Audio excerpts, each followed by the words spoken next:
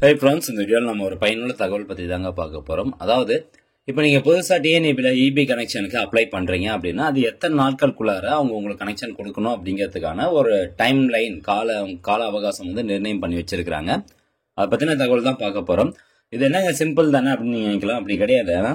இப்போ நீங்கள் EB connection புதுசாக அப்ளை பண்ணுறீங்க அப்படிங்கும்போது எந்த ஒரு எக்ஸ்டென்ஷனும் இல்லாமல் டேரெக்டாக ஒரு கம்பி மட்டும் கொண்டு போய் கம்பத்தில் கொடுக்குற மாதிரி இருந்தால் அதுக்கு ஒரு டைம் லைன். அதே வந்து டிரான்ஸ்ஃபார்மர் வந்து வச்சு அதுக்கப்புறம் உங்கள் வீட்டுக்கு வந்து சப்ளை கொடுக்கணும் அப்படின்னா அதுக்கு ஒரு கால அவகாசம் வந்து கொடுத்துருக்குறாங்க. அது மட்டும் இல்லாமல் இப்போ இபி நேம் ட்ரான்ஸ்ஃபர் பண்ணுறோம் பார்த்தீங்களா, ஸோ அதுக்கு ஒரு டைம் லைன் வந்து இருக்குது. ஸோ இதெல்லாம் கண்டிப்பாக நீங்கள் தெரிஞ்சுக்கணும். ஏன்னா இப்போ நீங்கள் புதுசாக ஒரு இபி கனெக்ஷன் அப்ளை பண்ணுறீங்க இல்லை நேம் ட்ரான்ஸ்ஃபர் பண்ணுறீங்க அப்படின்னா கண்டிப்பாக அதை நீங்கள் தெரிஞ்சிருக்கணும். ஏன்னா இப்போ ஒரு சில பேருக்கு நிறைய பேருக்கு வந்து டிலே ஆகிட்டு இருக்குது. ஸோ அந்த டைம் லைனுக்குள்ளே உங்களுக்கு வந்து கனெக்ஷன் வரல அப்படின்னா தாராளமாக நீங்கள் வந்து கம்ப்ளைண்ட் ரைஸ் பண்ணலாம், ஆர்டிஐ ஃபைல் பண்ணலாம். ஸோ இதை பற்றின தகவல் தான் இந்த வீடியோவில் பார்க்க போகிறோம். ஸோ முடிஞ்சவங்க நிறைய பேருக்கு வந்து ஷேர் பண்ணி விடுங்க. இது வந்து டிஎன்இபி வெப்சைட்லேயே கொடுத்துருக்காங்க, நம்ம வெளியே இருந்து எங்கேயுமே எடுக்கல. ஸோ அவங்களே தான் வந்து கொடுத்துருக்குறாங்க. மின் இணைப்பிற்கான கால அவகாசங்கள் அப்படின்னு போட்டு இங்கே பாருங்கள். தாழ்வழுத்த மின் இணைப்புனா எல்டி சப்ளை அப்படின்னு அர்த்தம். 440 வோல்ட் எல்டி சப்ளை அப்படின்னு அர்த்தம். 3 ஃபேஸாக இருக்கட்டும், சிங்கிள் ஃபேஸாக இருக்கட்டும், நம்ம வீட்டுக்கு வர்றது, கடைகளுக்கு வர்றது, இது எல்லாமே தாழ்வழுத்த மின் இணைப்பு லோ டென்ஷன் அப்படின்னு சொல்லுவாங்க. உயர்வழுத்த மின் இணைப்பு அப்படின்னா ஹச்டி லைன், அதாவது 11 கேவிக்கு மேலே 33 கேவி, 11 கேவி, 66 கேவி, இதெல்லாம் வந்து உயர்வழுத்த மின் இணைப்பு அப்படின்னு சொல்லுவாங்க. இப்போ நம்ம வீட்டுக்கு வந்து ஒரு கனெக்ஷன் அப்ளை பண்ணுறோம் அப்படின்னா அது வந்து தாழ்வழுத்த மின் இணைப்பில் தான் வரும். ஸோ ஃபர்ஸ்ட் ஒன்று பாருங்க, எந்த ஒரு விரிவாக்கமோ அல்லது மேம்பாட்டு வேலைகளையோ செய்யாமை. அதாவது இப்போ நீங்கள் இபி கனெக்ஷனுக்கு அப்ளை பண்ணுறீங்க, உங்கள் வீட்டு பக்கத்துலேயே ஒரு கம்பம் போகுது, அந்த கம்பத்துலேருந்து டைரெக்டாக கனெக்ஷன் வந்து கொடுக்குறாங்க. எக்ஸ்ட்ரா கம்பம் எதுவும் போடாமல், எக்ஸ்ட்ரா டிரான்ஸ்ஃபார்மர் எதுவும் வைக்காமல் டைரெக்டாக வந்து கம்பத்தில் கொண்டு போய் கொடுத்து உங்கள் வீட்டுக்கு லைன் எடுக்கிறாங்க அப்படின்னா அதுக்கு மேக்ஸிமம் டைம் வந்து பாருங்கள், பொதுவாக ஒரு வாரத்திற்குள் மற்றும் 30 நாட்களுக்கு மிகாமல் அப்படின்னு சொல்லியிருக்காங்க.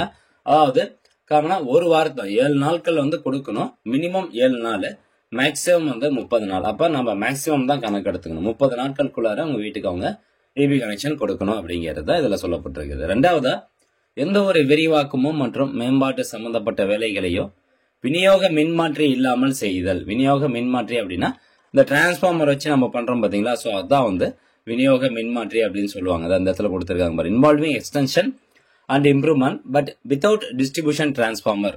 ஸோ அந்த டிரான்ஸ்ஃபார்மர் இல்லாமல் எக்ஸ்டென்ஷன் பண்ணுறோம், ஒரு போல் மட்டும் நெட்டு, ஒரு கம்பம் மட்டும் வச்சு உங்கள் வீட்டுக்கு சப்ளை கொண்டாடணும் அப்படின்னா அதுக்கு வந்து 60 நாட்கள் வந்து டைம் சொல்லியிருக்கிறாங்க.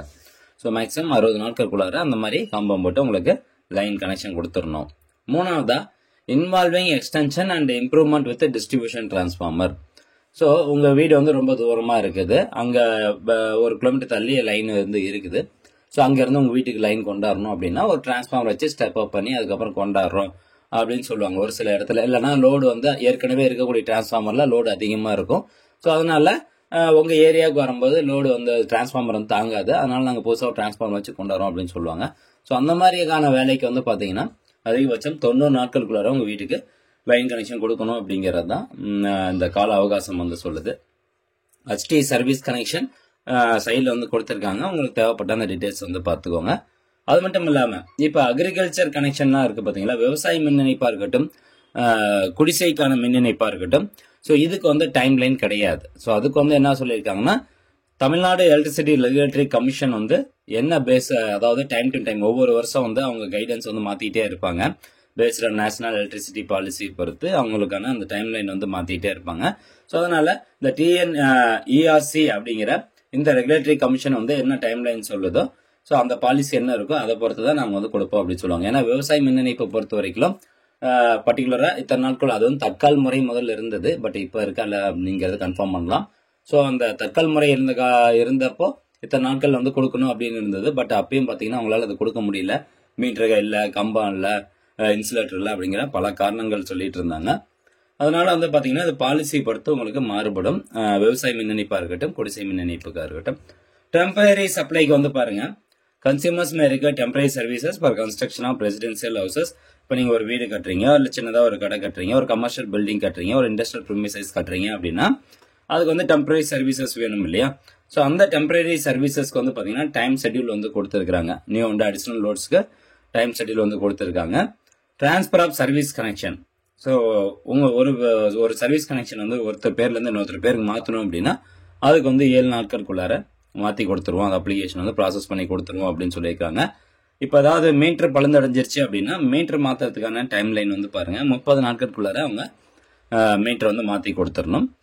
ஷிஃப்டிங் ஆஃப் சர்வீஸ் கனெக்ஷன், ஒரு இடத்துல இருந்து இன்னொரு இடத்துக்கு அவங்க சர்வீஸ் கனெக்ஷன் வந்து ஷிஃப்ட் பண்ணுறாங்க, மீட்டர் வந்து ஷிஃப்ட் பண்ணுறாங்க அப்படின்னா ஷிஃப்டிங் ஆஃப் மீட்டர் அல்லது சர்வீஸ் கனெக்ஷன் வந்து பார்த்தீங்கன்னா அதிகபட்சம் 25 நாட்களுக்குள்ளார பண்ணி கொடுத்துடணும். Shifting of LT line transformer, இப்போ டிரான்ஸ்ஃபார்மர் சேர்த்து ஷிஃப்ட் பண்ணணும் அப்படின்னா 60 நாள்.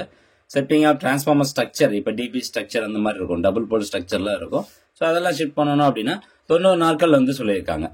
ஸோ இதான் ஃப்ரெண்ட்ஸ் வந்து டைம் லைனு. அதே மாதிரி சப்ளை ரீஸ்டோரேஷன் அப்படின்னு கீழே கொடுத்துருப்பாங்க. அதாவது இப்போ ஏதாவது பிரேக் டவுன் ஆகுது, ஏதாவது வந்து லைன் கட் ஆயிடுச்சு அப்படின்னா அது எவ்வளோ நேரத்தில் வந்து அவங்க ரெடி பண்ணணும் அப்படிங்கிறதுக்கான ஒரு டைம் லைன் வந்து இது வந்து ஜென்ரல் டைம் லைன். இந்த டைமுக்குள்ளே ரெடி பண்ணி ஆகணும் அப்படிங்கிற டைம் கிடையாது. பட் இந்த டைம் வந்து அவங்க சொல்லியிருக்காங்க மெயின் டைம் டு ரீஸ்டோரேஷன் அப்படின்னு சொல்லுவாங்க, எம்டிடிஆர் அப்படின்னு சொல்லுவாங்க.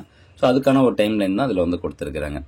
ஸோ ஃப்ரெண்ட்ஸ், கண்டிப்பாக அந்த தகவல் உங்களுக்கு பயனுள்ளதாக இருக்கும் அப்படின்னு நினைக்கிறேன். மீண்டும் அடுத்த ஒரு நல்ல பதிவில் சந்திக்கலாம். நன்றி, வணக்கம்.